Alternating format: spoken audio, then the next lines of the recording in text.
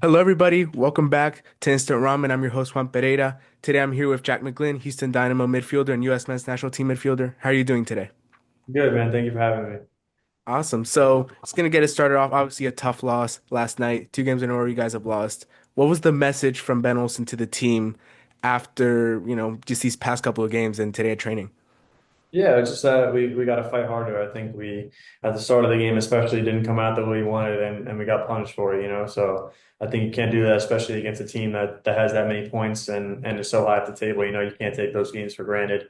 So, and yeah, that was kind of the message he gave. Awesome. And obviously, 2 games since you've been back. How was international duty? A lot of the fans are wondering how it was like under Mauricio Pochettino.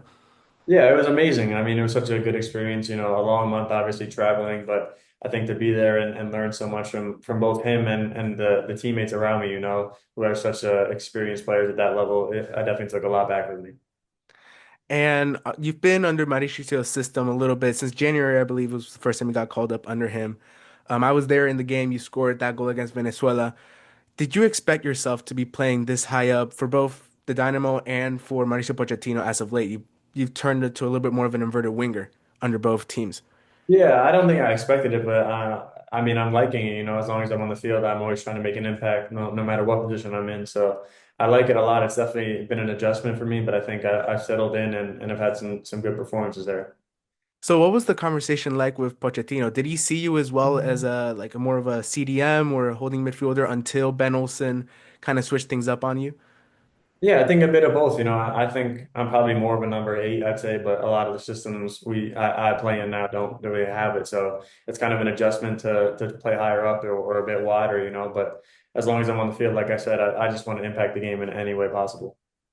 Yeah, and you certainly made that in a way with your amazing left foot, I must say, and coming on at the end of the games trying to create things.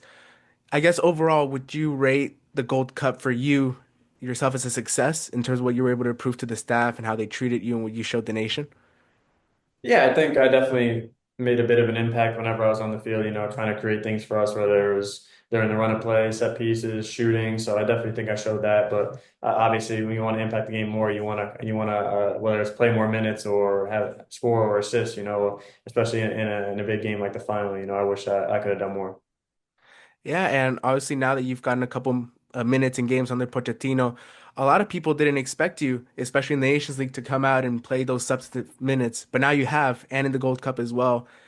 Do you think that you have a chance to make the World Cup roster in 2026? Yeah, it's I think it's just up to my performances, whether it's here or if I get called up again while I'm there, you know. I think it's just kind of being the best player here, being the best player wherever I'm playing at. That's kind of my mentality to try to get on that, and I'm going to do everything I can to be on that roster. Yeah, and I think you've set yourself pretty well for a new contract with Houston Dynamo FC. Can you tell me a little bit about the reasoning signing that contract? Obviously, you're young, you have a lot of time left to make an impact. What was the reasoning behind extending with Houston Dynamo? Yeah, it's just it's been a great place for me to develop so far. I think I've come a long way this year and now I've kind of settled in and I'm showing myself and showing my quality in all our games. So it's been a great kind of last couple of games or months for me here. So I think just they rewarded me with a good contract and I'm really happy to be here and show the fans some more. Yeah, but I'm sure in your eyes you still have Europe as a ultimate goal. Do you feel like this contract also sets you up well for the future and getting that move to Europe, possibly? Yeah, for sure. There's definitely a plan here in place for because I know I want to play there. I want to play in the best leagues and the best teams and in the biggest games, you know. So I know I have the quality to do so, and I think here is going to be a great place for me to develop and get ready for that. Awesome, man. Do you have any message to the fans? Obviously, it's been a tough little time, but you guys are still within striking distance. There's been a lot of highs and a lot of lows this season. Do you have any message to the fans who are maybe feeling a little bit discouraged, maybe need some good vibes sent their way? Yeah, no, we definitely we feel their support no matter what. Even at the game last night, we know it was just a bad game for us, but they show support and they're still chanting. So we hear it and we definitely appreciate it, and we just want them to stick with us because we know we'll be able to turn it around this season. Awesome. Thank you, Jack McGlynn, for your time. I really appreciate it. Yes, sir. Thank you. Thank you.